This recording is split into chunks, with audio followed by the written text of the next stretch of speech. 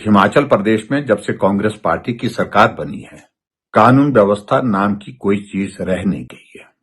अगर हम जिक्र करें शुरुआती दौर का, चंबा में मनोहर हत्याकांड हुआ था, जहां मनोहर का शरीर, उनकी बॉडी को 8 टुकड़ों में काटकर बोरी में बांध करके दफना दिया गया था।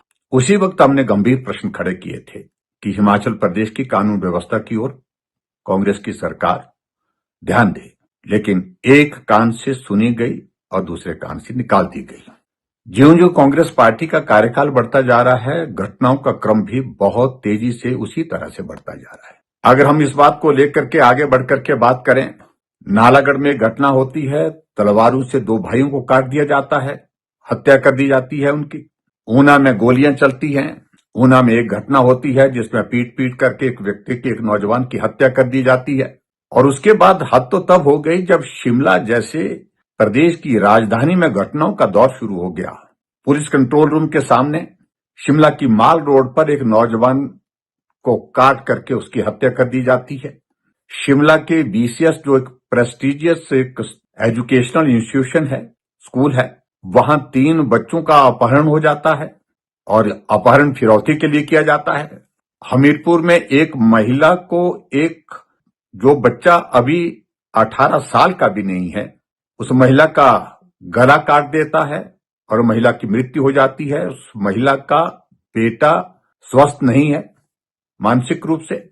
समर हिल में घटना घटित होती है, एक युवक का वहां पर शव मिलता है। और अभी हाल ही में जिस प्रकार घटनाएं घटित ऊना में हुई हैं, ये निश्चित रूप से हमारे लिए चिंता का विषय है। जन्मदिन की पार्टी एक कांग्रेस पार्टी के नेता के होटल में होता है। जन्मदिन मनाने के लिए पिस्टल की क्या आवश्यकता, तलवारों की क्या आवश्यकता थी? गोली चलती है, एक नौजवान की मृत्यु हो जाती है, उसकी हत्या हो जाती है, 2 उसमें घायल होते हैं।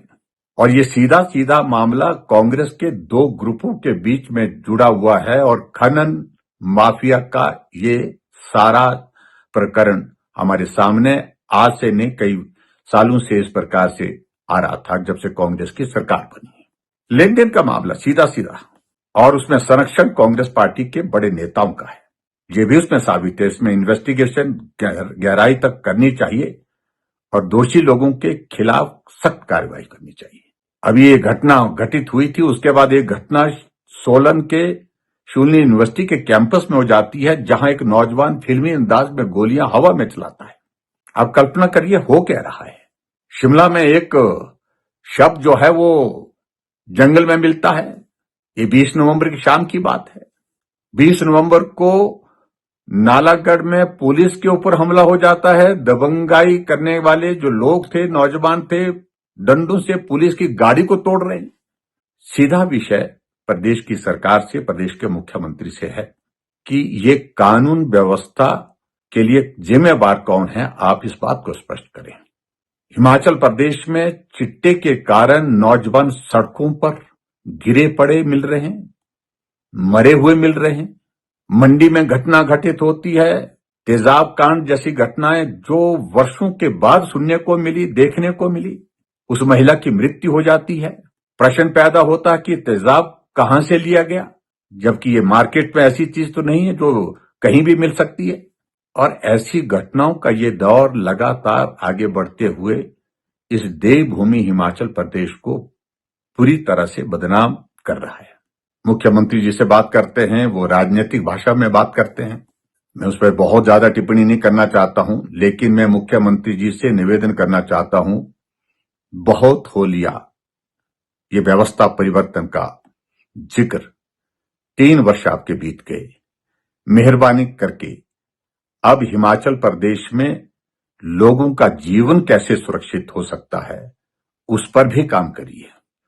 आज ना बच्चे सुरक्षित हैं, ना महिलाएं सुरक्षित हैं, ना बुजुर्ग सुरक्षित हैं।